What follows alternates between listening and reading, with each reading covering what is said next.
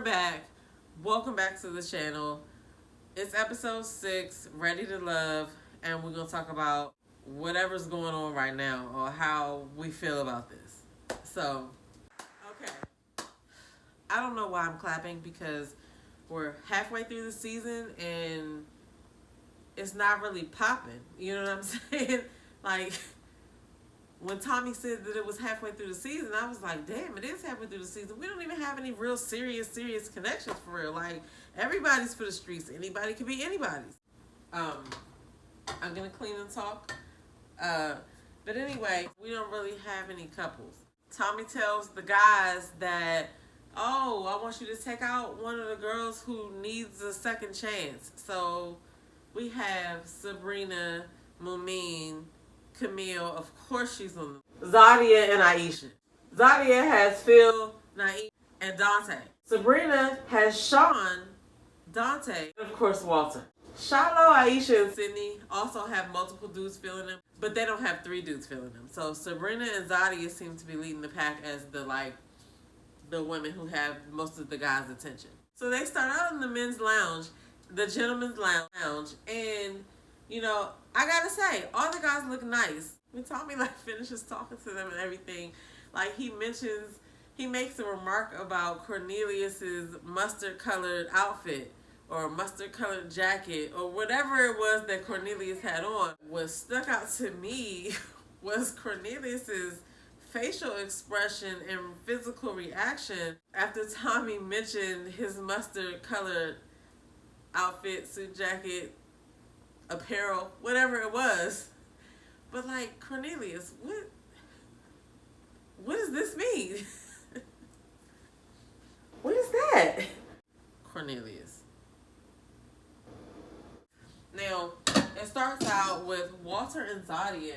And I just have to say that Walter and Zadia, first of all, it seems like she kind of goes with the flow on her dates. And so it looks like she vibes with everybody. But I never feel the chemistry or the connection that they're saying that they feel on the date. The conversation was okay. It was decent. They had a little banter back and forth, but I just didn't believe that they had a connection. I don't know. That's just my opinion. I don't know. What did you guys think? Comment down below. Let me know. Did you think that Zadia and Walter had an actual connection? I don't really think they had a connection. So, anyway. And also, Walter, who the fuck still says magenta? So then we go on to Sabrina and Sean.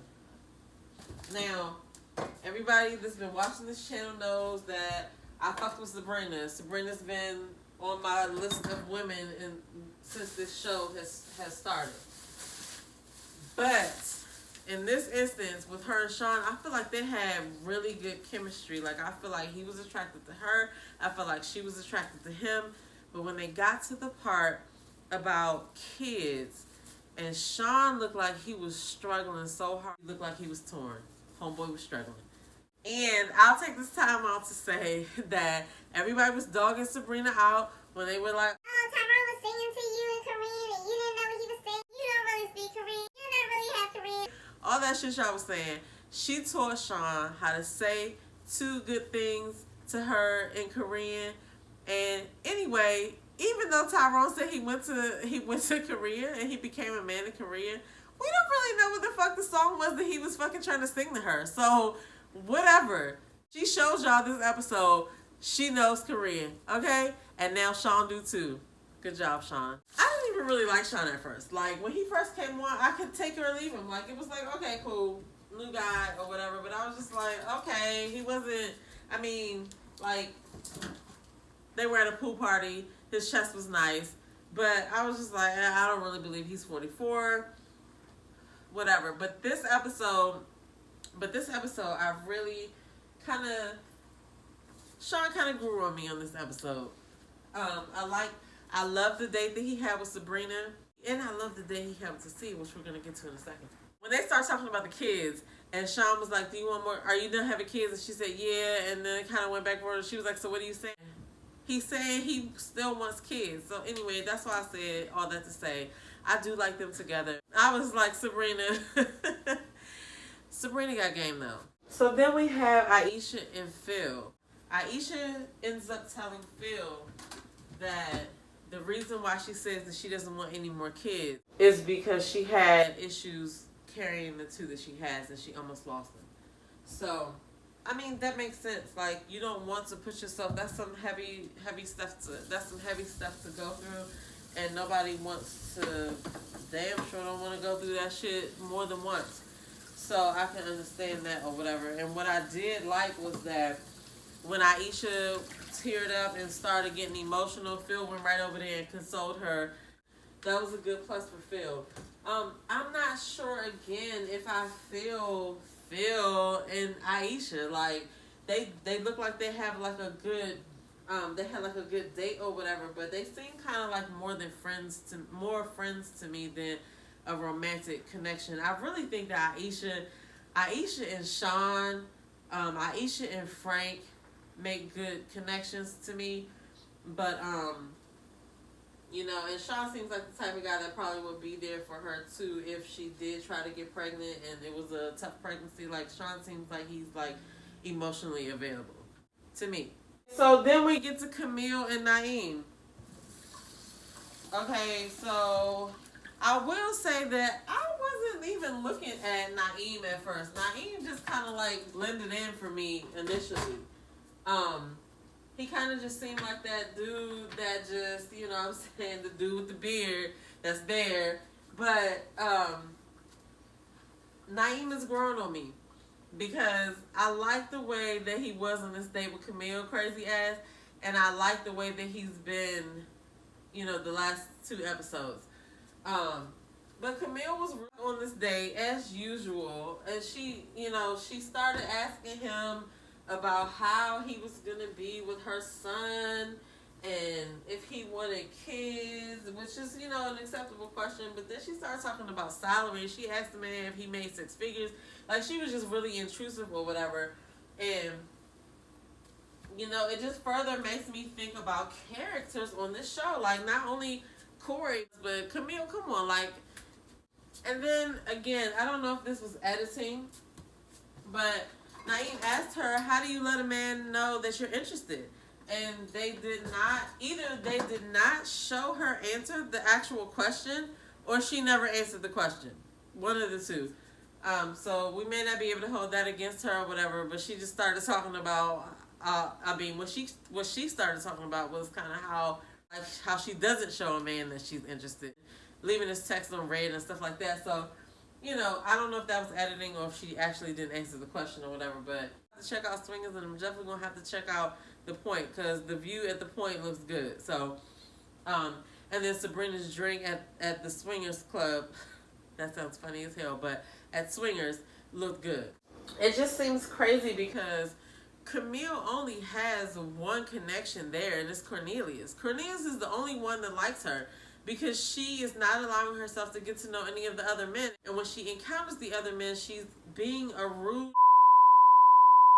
Like, who does that? Like, even if you're feeling somebody else, you can at least be courteous to the other people who are going out on dates with you and spending their time with you. Like, that's kind of crazy. You might want this dude, but that doesn't mean you carry the rest of these dudes and acting like you're all the way up here, like they're peasants beneath you or whatever. Like, the way that you're treating some of them, or the way that you treated some of them when y'all filmed this show, wasn't right. I see that you have apologized to Cornelius, and you'll probably make some other apologies along the way, and that's cool or whatever. But what we're commenting on out here is what was captured when you guys filmed. So you guys could come out and say whatever it is that you want to say as an addendum to whatever has been aired on TV. But you guys really need to understand that you guys signed up with the network to be a part of the show. They captured what they captured, and when you guys signed up, you agreed to let them manipulate whatever it was that they got on film as they're doing now. So when you come out with these extra statements, that's cool. We appreciate the extra context or whatever, but we still going to get out the commentary that we have to get out on the things that was captured on the show. When we're making commentary on it and it doesn't paint you in a good light, understand we're just commenting on what was given to us. We're taking into consideration that things can change, but this shit still happened. They still showed it to us, so we still got an opinion about it. It doesn't mean that you're a bad person. It doesn't mean that we don't like you. But we're still going to get that commentary out there because that was put out there into the universe to be discussed. So, anyway, I say all that to say, Camille, sis, I understand you apologized already, but you were looking crazy out here in these streets with the shit you were saying. You have to admit that. So then we have Sabrina and Dante and Mumin and Frank. They all go out on a double date. And they go to the swingers club. Well, that sounds weird. They go to swingers. It's a golf place that they can play mini golf and things like mini golf and stuff. Anyway, they go to swingers. They're playing mini golf. Sabrina ends up pulling Dante away. And they both get together and they're like, oh, you know, I've been waiting a long time for this date. So him and Sabrina continue to talk, but I felt like Sabrina looked comfortable and uncomfortable at the same time in this date, because she was hunched over, and like he had his arm around or whatever, and it was like, oh yeah, I'm comfortable, but it was just kind of like I'm uncomfortable at the same time. I don't know, but I feel like they connected. But I want to say that there was two things to me that stood out from Dante. Like I said, Dante is cool, Dante's attractive. I'm not taking that away from him. But, you know, as women, we do got to pay attention to this shit, because we're the ones that have to deal with this shit when we're in these types of situations. Now, two things stood out to me that Dante said that would make me be like, I'm going to slow walk the shit out of this. When they were talking about his 3 babies' mothers, he said, for the most part, and he said, I'm not the drama dude. For the most part makes me think about, what about the other part? Because when people say for the most part, there's some other parts in there that are probably fucking chaos. The other thing that kind of gave me pause was when he said, I'm not the drama dude. The way that he said that was like, you know, I'm not the one that brings the drama, but he didn't say that there is no drama. So, I don't know. I do also want to say, too, I feel Sabrina on the single mom tip and having to raise your kid with the father not doing a damn thing to help you do whatever it is you have to do. With the father not being there and you have to figure it out. It's basically like, so you just have to keep your head down and keep doing the damn thing, and then one day you're going to look up and you've done a great job.